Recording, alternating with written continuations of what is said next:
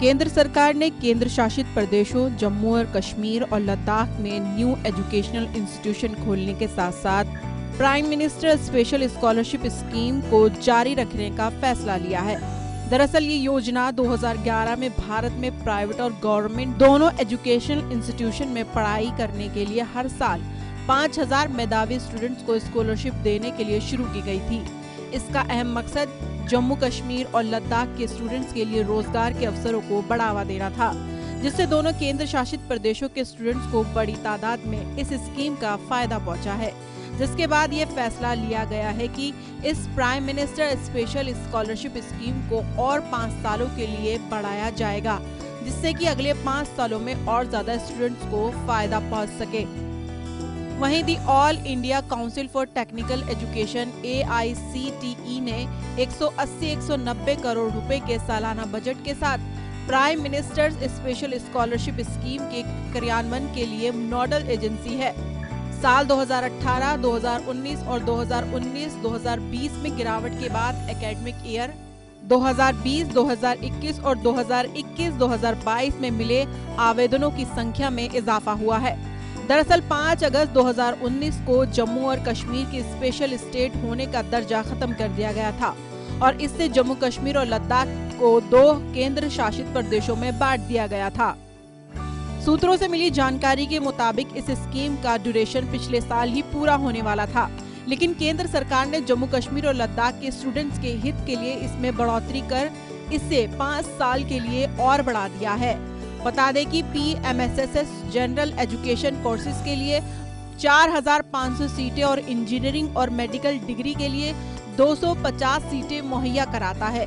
साथ ही general education courses के लिए दी जाने वाली स्कॉलरशिप 1.3 लाख रुपए है, जिसमें हॉस्टल और मेस चार्जेस के 1 लाख रुपए, रखरखाव चार्जेस और इंजीनियरिंग के लिए 2.25 लाख रुपए और मेडिकल डिग्री के लिए 4 लाख रुपए शामिल है। सभी कोर्सेज के लिए 1 लाख रुपए रखरखाव चार्जेस आम है, इसलिए 3 खाली general education seats, 1 medical seat और 1.8 इंजीनियरिंग सीटों के बराबर है। सूत्रों ने कहा है कि जनरल एजुकेशन सीट्स के लिए अधिक संख्या में दावेदार नहीं है। हालांकि जब ये सीटें नहीं भरी जाती तो उन्हें 500 सीटों की सीमा को बढ़ाते हुए इंजीनियरिंग और मेडिकल सीटों में प्रोपोर्शनल बेसिस पर बदलाव कर दिया जाता है। उन्होंने कहा है कि कन्वर्शन रेट हर साल अलग होती है और इसलिए सभी 5000 सीटें कभी नहीं भरी जाती हैं। हालांकि आंकड़ों से पता चलता है कि पिछले 6 सालों में 250 अलॉटेड मेडिकल सीट नहीं भरी गयी। वहीं साल 2020-21 में PMSS के जरिए सिर्फ 113 स्टूडेंट्स ही मेडिकल स्ट्रीम में शामिल हुए।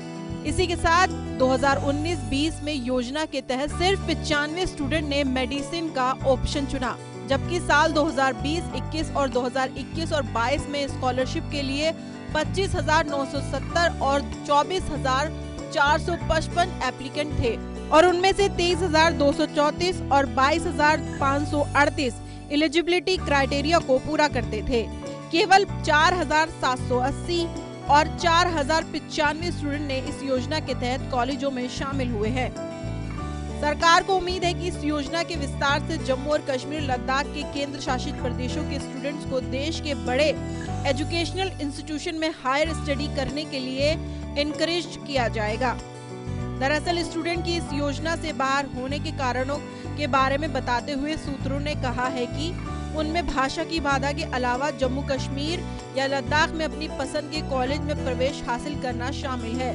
उन्होंने कहा है कि अगर 10वीं के बाद किसी स्टूडेंट ने डिप्लोमा किया है तो वह सीधे इंजीनियरिंग के दूसरे साल में प्रवेश ले सकता है, इसलिए वे फिर 4 के बजाय 3 साल में इंजीनियरिंग पूरी करते हैं।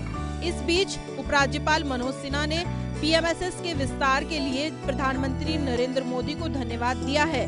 उन्होंने कहा है कि जम्मू कश्मीर के स्टूडेंट्स के लिए और 5 साल के लिए PMSS का विस्तार करने के लिए PM नरेंद्र मोदी और शिक्षा मंत्री धर्मेंद्र प्रधान का आभारी हूँ।